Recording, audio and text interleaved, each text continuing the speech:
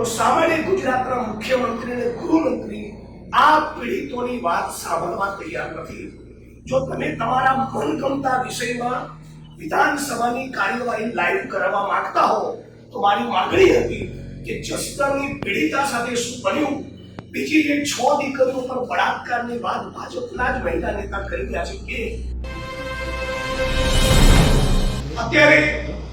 ગુજરાતની વિધાનસભાના સત્ર દરમિયાન ત્યારે ગુજરાતના ગૃહમંત્રી હર્ષ સંઘવી એક ચર્ચાને લાઈવ કરવાનું કહ્યું ત્યારે પ્રશ્ન ઉપસ્થિત કરેલો કે થોડાક દિવસ પૂર્વે રાજકોટ ટીઆરપી ગેમિંગ ઝોનની આગમાં જે 12 માસૂમ બાળકો સહિત 27 લોકો હોમાયા, એના પીડિત પરિવારોએ ગૃહમંત્રી અને મુખ્યમંત્રીને 12 મુદ્દાનું આવેદનપત્ર આપીને માંગણી કરેલી કે સીબીઆઈ અથવા તો નોન કરપ્ટ અધિકારીઓને તપાસ સોંપો, ફાસ્ટ ટ્રેક કોર્ટમાં કેસ ચાલે અને સતત અમારી માંગણી છે કે પીડિતોને 1 કરોડનું વળતર ચૂકવો। આ જ પ્રમાણેની માંગણી મોરબીના પીડિતોની, તક્ષશિલાના પીડિતોની અને હરણીકાંડના પીડિતોની છે। બળાત્કારનો દુષ્કર્મનો ભોગ બનેલી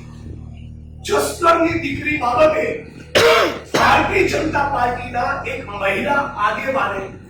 મીડિયા સમક્ષ એકથી વધારે વખત સ્ટેટમેન્ટ આપ્યા છે કે તેઓ પાસે જસદણમાં રાજકોટ જિલ્લામાં બળાત્કારનો ભોગ બનેલી બીજી 6 દીકરીઓની માહિતી છે। તો ગુજરાતમાં ભારતીય જનતા પાર્ટીના આગેવાનો નેતાઓ દ્વારા શા માટે દીકરીઓ પર બળાત્કાર થાય છે અને ભાજપના ભ્રષ્ટ નેતાઓ અને એમના ચહિતા અધિકારીઓની મિલીભગતના કારણે અમદાવાદની શ્રેય હોસ્પિટલ, ભરૂચની એક હોસ્પિટલમાં લાગેલી આગ, રાજકોટનું ટીઆરપી ગેમિંગ ઝોન, મોરબી કાંડ, તક્ષશિલા, હરણીકાંડ આ બધા કાંડોમાં થઈ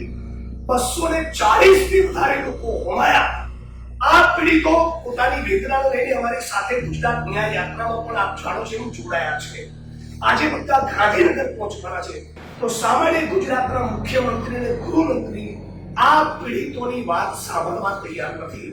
જો તમે તમારા મનગમતા વિષયમાં વિધાનસભાની કાર્યવાહી લાઈવ કરવા માંગતા હો તો મારી માંગણી હતી કે જસદણની પીડિતા સાથે શું બન્યું, બીજી જે 6 દીકરીઓ પર બળાત્કારની વાત ભાજપના જ મહિલા નેતા કરી રહ્યા છે કે અને અગ્નિકાંડના, મોરબીના, તક્ષશિલાના, હરણીકાંડના પીડિતોની વ્યથા એ મુદ્દે રાજ્યની સરકારે શું કર્યું, શું કરવા માંગે છે અને શા માટે પ્રમાણિક અધિકારીઓ કે સીબીઆઈને તપાસ નથી સોંપતા એ મુદ્દે પણ આવો નિવેદન કરીએ અને એને પણ લાઈવ કરવી જોઈએ। આવી મારી માંગણી હતી અને મુદ્દે માનનીય સ્પીકર સાહેબે મને ગૃહમાંથી બહાર નીકળી જવા કહ્યું છે અને એના માટે હું તને વોકઆઉટ કરીને બહાર આવેલો છું, એમના આદેશના પગલે બહાર આવેલો છું। પણ સતત મીડિયાના માધ્યમથી ફરી રજૂઆત કરું છું, ગુજરાતની વિધાનસભાના આ મંચ પર